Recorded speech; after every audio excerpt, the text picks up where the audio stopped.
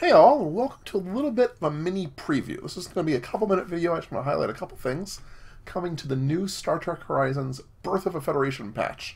This patch is coming out tomorrow, August 12th, so if you're watching this as I put it up, you'll see these things tomorrow. If not, hopefully you've already got them. But I wanted to highlight just a little bit. I'll be actually starting a new playthrough, and I'll be starting a new playthrough of the Federation. The reason for that is that the Federation has gotten a lot of love in this patch. Just to talk about a little bit of the things that have popped up in here. There's an entire roster overhaul of the ships. I'm going to talk about that. There are 40 plus different class ships. And I'm going to be doing a little bit of focus on there for this video. There's a new Starfleet Museum mechanic, which is going to sort of let you retire, but then bring back obsolete ship classes. There's a tech level, so that certain ships can only use weapons components of a maximum tech level. Right now, this is only applicable to the Federation, while it's going to change, supposedly, in the future. There's some luxury good manipulation. I'm not going to focus too much on that. There's entirely new weapon and section rebalancing, so that's really interesting. Eras, the era bonuses are changing. There's all sorts of bombardment stuff going on. There's a new alternative federation for the Andorian player, if you're playing with them, called the Interstellar Union. There are different FTL solutions, but they come with some risk. And then some diseases, some other kind of stuff. There's a new mechanic for the Xindi, which would have been great for my Xindi playthrough. I clearly timed that wrong, but it's a Xindi Council mechanic, which you get bonuses depending on which subspecies is in power, which I think is pretty cool. Lots of Federation-specific stuff going on here, ship class kind of stuff, and there's a new component that I'm going to show off here that's really interesting. For now, all of these new effects and stuff, or these new ship balancing, is only Federation, as I mentioned. So if we go into the ship designer, I've given myself all of the tech and enough money that I could build everything, just so I can show off a little bit here. But as you can see, there are a range of different ships, and they are gorgeous. The modelers have done an amazing job, and they're all over the place. We'll go through a lot of these here. From these sort of tiny frigates, the Emmett and the Engel. Here's a Saladin from the original series, and then a Akula, excuse me, to a Challenger, so a little bit newer, but still tiny. The Intrepid, Bonaventure, just gorgeous, gorgeous models. Look at all these models here. Shepherd. Okay, not my personal favorite style, although I think it's kind of funny.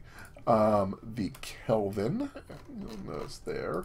The Centaur, which is a classic one, so the Excelsior Miranda, if you will, a little bit, with the lower nacelles.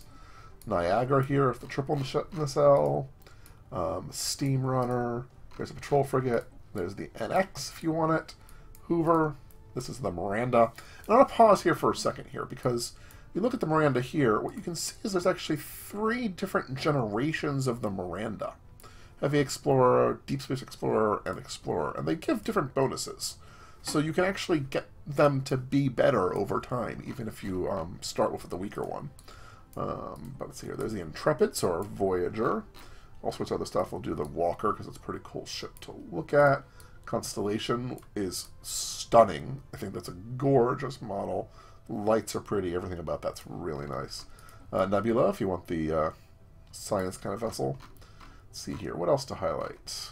Well, Constitution. The Constitution is a stunning model as well. I think this particular era they've really nailed.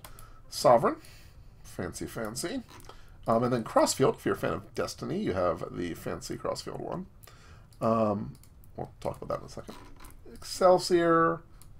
Very nice as well. Ambassador. And of course the Galaxy, which is gorgeous. And I'll show these in the game in a second. Prometheus, if you want to see it. Defiant. What the other thing is nice is they have balanced everything. So these is obviously all the heaviest tech. You see, all the values that you're used to seeing are probably going to be different. I think they've done a pretty good job with it. They've added a ton of components. There's all sorts of different cores and technologies you can grab. Different shield options. So it's pretty elaborate what's gone into here. They've rebalanced and done new images for almost all of them. There are a ton of these. You want Marines, you want the Borg, cloaking generators, etc. So yeah, a lot of stuff with ships. And if you come down here, I actually built out all the ships so you can see them in the game. And let me tell you, And that galaxy is pretty. Sorry for that. Sovereign, all sorts of fun stuff like that. If we come over here, another nice set. There, I love the clunkiness there. It's gorgeous. With each other there.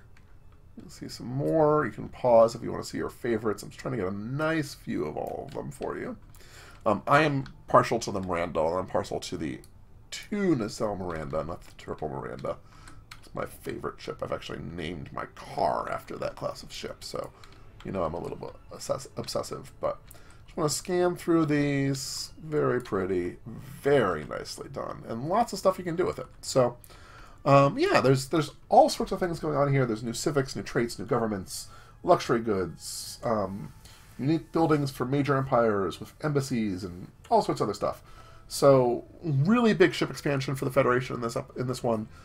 Obviously going to be playing a Federation run. I just can't resist not, you know. So we're going to do that soon here, but definitely a ton of stuff in this one, and really exciting, laying the groundwork for ship reworks throughout.